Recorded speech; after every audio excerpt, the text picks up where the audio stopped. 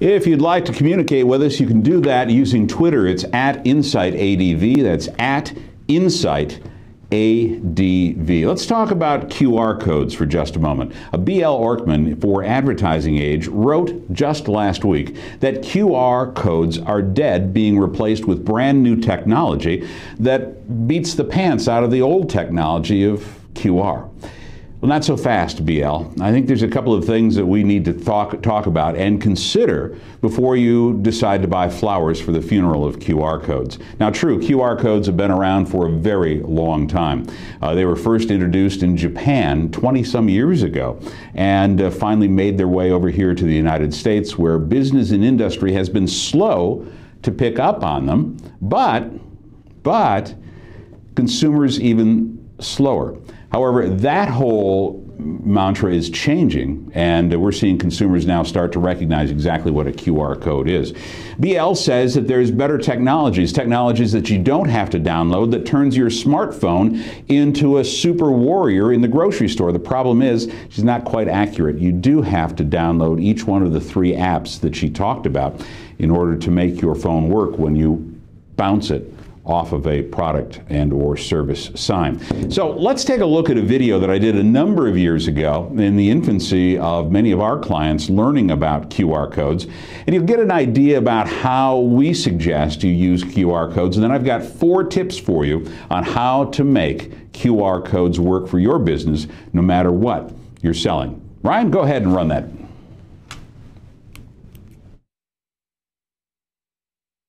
So the other day at a networking function, I was standing talking of all things QR codes with a couple of people that utilize them. In the first example, this woman who works for a specialty company was passing her card around, and on the back of it had a huge QR code. I asked her, I said, well, where does it point to? And she said, I don't have the foggiest idea. I'm not even sure what it is. In the second example, I was talking to a real estate person, and this guy was telling me about how he uses QR codes on those little sheets that they put in the, in the sign or next to the sign on a house that's for sale. Go ahead and take a sheet, so to speak.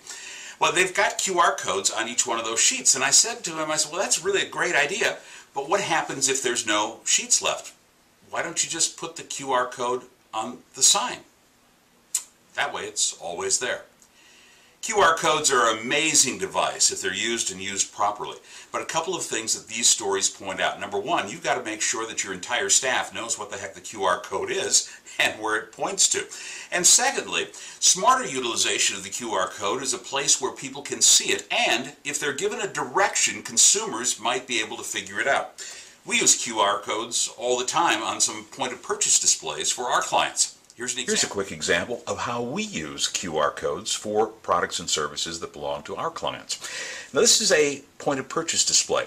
This is what goes on the shelf next to the product. Of course, we've got an image of the product here, 1, 2, 3, 4 bullet points about what the product is and what it does. Here's the QR code. Next to the QR code, we've got an explanation of what will happen when the individuals utilize the technology to see a video. We think it's a pretty good way to use it. A QR code lesson. Make sure your people know about it, use it the right way, and allow consumers a little bit of input to what exactly is a QR code and how they can use it to get more information about your product or service.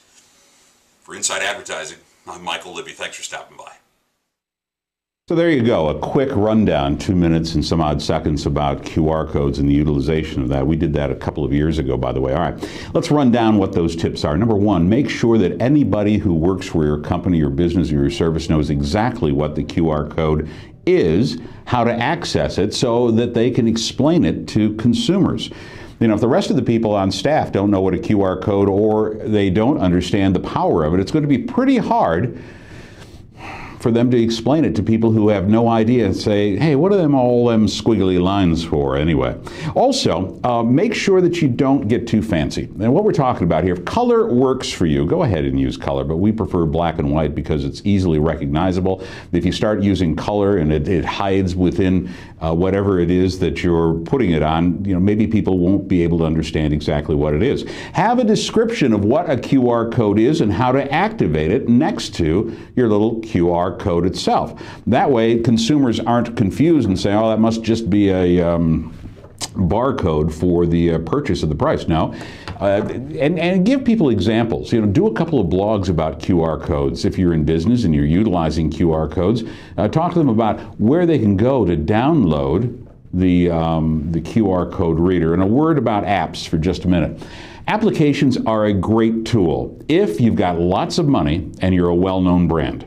If you don't have lots of money and you're not a well-known brand, there's some danger to this. Let me explain why. First of all, it's going to cost you money to create the app. That's not so difficult. However, it does cost money to do that. Then what do you have to do? You have to market the app. Just like your product or service, you've got to put some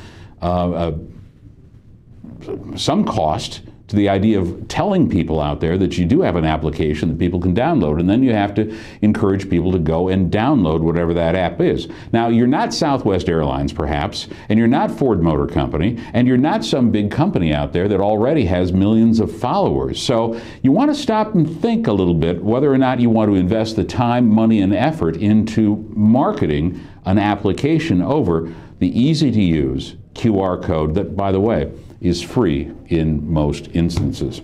All right, let's move on. A little QR code advice for you. If you need to visit with us or you have a comment or a question, feel free to do that. You can do that on Twitter. We are connected, and that's at InsightADV, at InsightADV. We're going to talk about marriage equality in business. Now, I do not do politics here.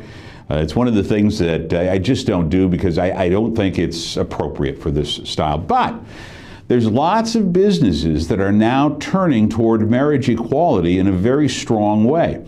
And there's two sides of that argument. We understand that. But whatever business or service that you're in, you might want to just sit back, think a little bit about where your company might be in relationship to marriage equality. Not that you need to make a big deal out of it, not that you need to make a statement about it. Those are political things that might be best left alone. But you better start thinking about what are the ramifications of choosing sides regarding marriage equality. Now, why do I mention that? Well, last week at a shareholders meeting, Starbucks CEO Howard Schultz had some interesting things to say, and we apologize for the quality of this video because it was done with a cell phone, but you can hear very clearly what Mr. Schultz, the CEO of Starbucks, had to say when he was questioned by a shareholder about the stance that Starbucks had with regard to supporting marriage equality. This all happened at a shareholders meeting, and by the way, the question that the person asked was, wouldn't time be better spent magnifying the brand than taking a political position on marriage equality? After all, you had a dismal showing with regard to the return on investment for shareholders, which, by the way, was 38%. Here's Howard Schultz, CEO of Starbucks, and his answer to that very fiery question. Right? Because not every decision is an economic decision.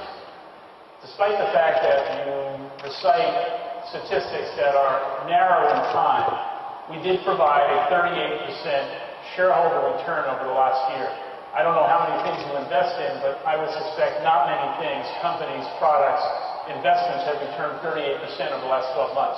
Having said that, it is not an economic decision. The lens in which we are making that decision is through the lens of our people. We employ over 200,000 people in this company, and we want to embrace diversity of all kinds.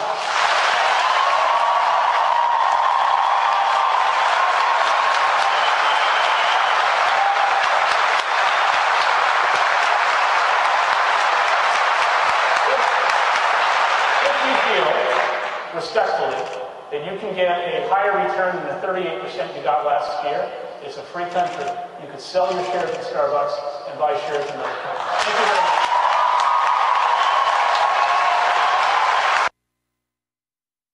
Here to encourage you one way or the other with regard to marriage equality.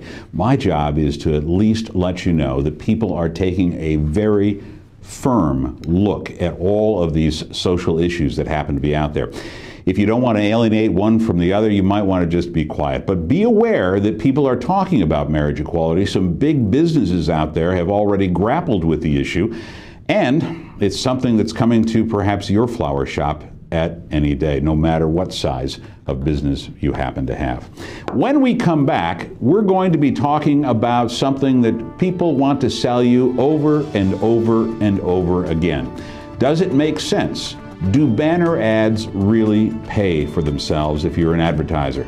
If you've been approached by anybody with regard to buying banner ads, you're going to want to pay close attention to what we have to say. We'll give you all kinds of background information about banner ads. Are they worth the price? That story, and then an upcoming conversation with Jeff Delvaux, who's the general manager of the Des Moines Radio Group.